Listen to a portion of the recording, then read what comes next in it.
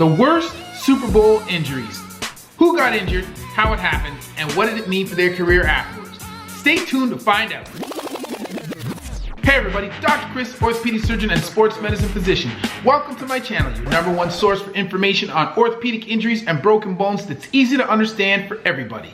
If you want to know more about my life as an orthopedic surgeon, be sure to follow me on Instagram or Twitter at Stable Knees. I'm also on TikTok at Dr. Chris Raynor. And if you like the videos, be sure to share them with someone that you know, because after all, sharing is caring. Okay. With Super Bowl 54 being right around the corner between the San Francisco 49ers and the Kansas City Chiefs, I thought it would be a great opportunity to look at some of the worst injuries that have occurred during Super Bowl games in the past. If I have not covered an injury that you want to see, or I did not cover an injury to one of your favorite players, be sure to let me know that in the comment section down below.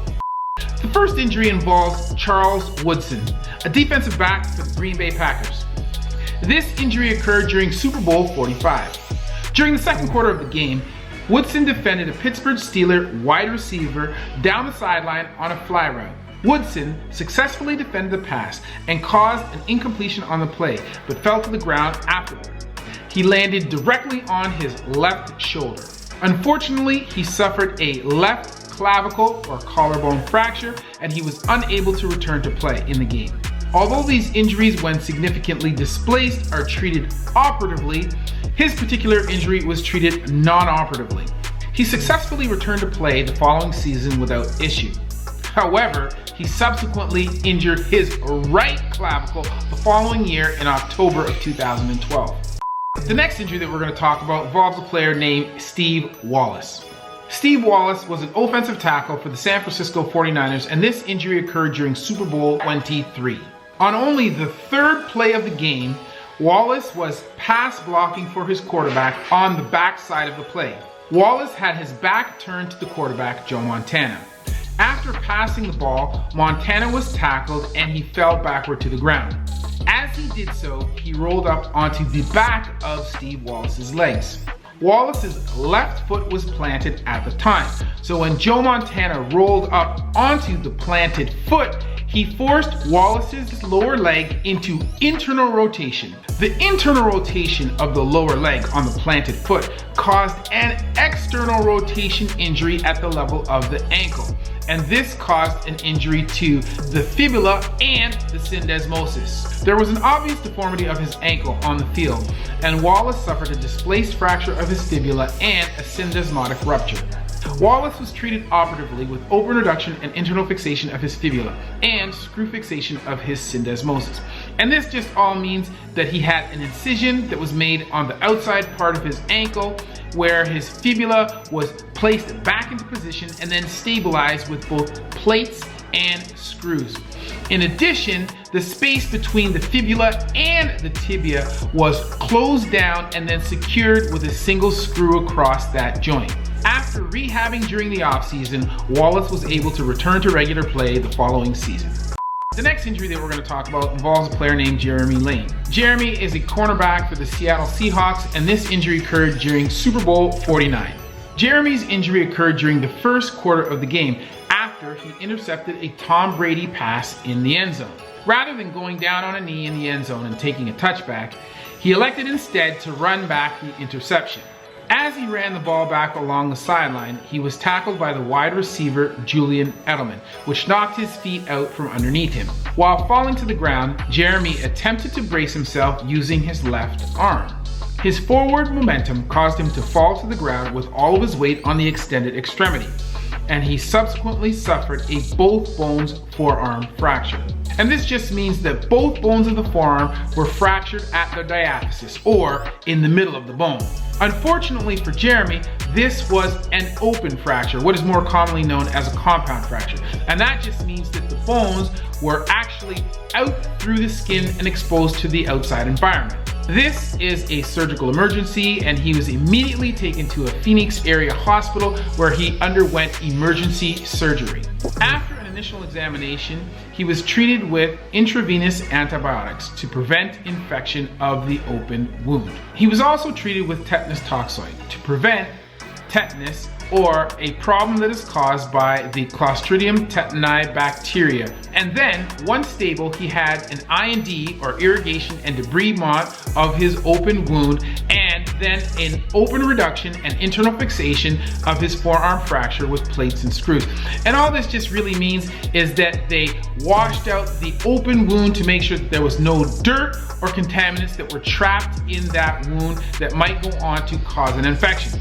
And then once they were satisfied that the wound and the bone ends were clean, they put the bones back together anatomically and secured them in position using plate and screw fixation. He was treated so quickly that when he awoke from surgery, the game was still on. After he was released from hospital, he had to return approximately 1 month later to undergo a second surgery to clean out his wound that had subsequently become infected. As I mentioned before, this is a known potential complication of open fractures. And this is the reason why we immediately treat them with antibiotics so that we can hopefully prevent this problem. Shortly thereafter, he also discovered that during the initial injury, he had torn his ACL as well. And so unfortunately for Jeremy, he had to undergo a third surgery where he had his ACL ligament reconstructed. In the end, his healing and rehabilitation took approximately 9 months in total. The next player that we're going to talk about is a player named Tim Krumrie. Krumrie is a defensive tackle for the Cincinnati Bengals, and this injury occurred during Super Bowl 23. That's correct.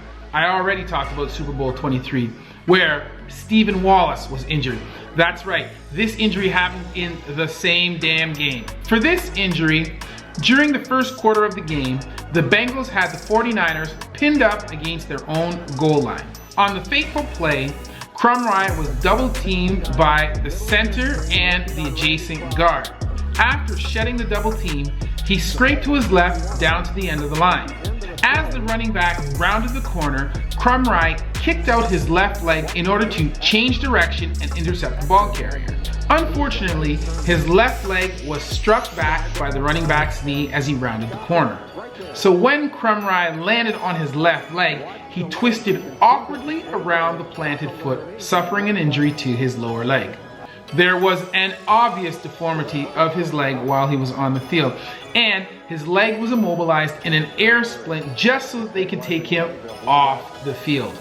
The injuries of his lower extremity were quite extensive as he suffered a segmental fracture of his tibia, a fibular fracture, and then an extension of the tibia fracture into the ankle, causing a tibial plafond fracture. And this just means that he had multiple fractures within the shaft of the tibia, or the larger of the two bones of the lower extremity. One of those fracture lines traveled all the way down the shaft of the fracture to the ankle, so that it also involved the ankle.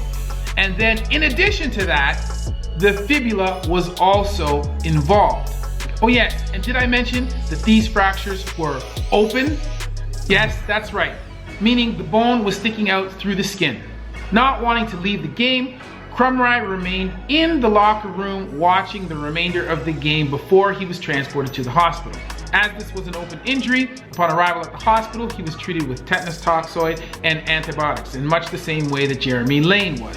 After receiving these medications, he was taken to the operating room, where his fractures were stabilized using intramedullary rod fixation. And this just means that they made an incision at the level of the knee, and then through a small hole at the top of his tibia, he had an intramedullary rod that was inserted down through the shaft of his tibia.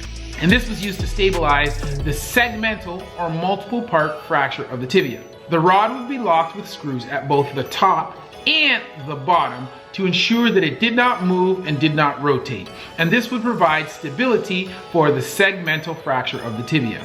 As neither the tibial plafond nor the fibular fracture were separately fixed, I'm assuming that the intramedullary nail provided enough stable fixation of his fracture pattern that additional fixation was not required. After rehabbing during the off-season, Krumrie returned to play the following season. The final injury that we're going to talk about involves Shannon Sharpe. Shannon Sharpe is one of the greatest tight ends of all time, and he played for both the Denver Broncos and the Baltimore Ravens. This injury occurred during Super Bowl 33. During the first quarter of the game, Shannon Sharpe ran a quick slant on the field side of the formation. He caught a 14-yard pass from quarterback John Elway and ran towards the end zone. Just before he reached the goal line, Sharpe was tackled from his left side at the level of his knee. As his left foot was still planted at the moment of impact, Sharpe suffered a direct valgus blow to the left-hand side of his knee. This impact caused an injury to his MCL, or medial collateral ligament, on the inside aspect of his knee. This is the ligament that gives stability to the inside part of your knee and stops the knee from caving inward when you move. Sharpe immediately came out of the game after this tackle, and he remained on the sideline for a short period of time. He attempted to return to the game later in the first quarter, but was unable to remain in the game. Sharpe's injury was treated non-operatively with rehabilitation during the offseason, and he was able to return to play the following year. He went on to establish many records for tight ends and to become one of the greatest tight ends of all time.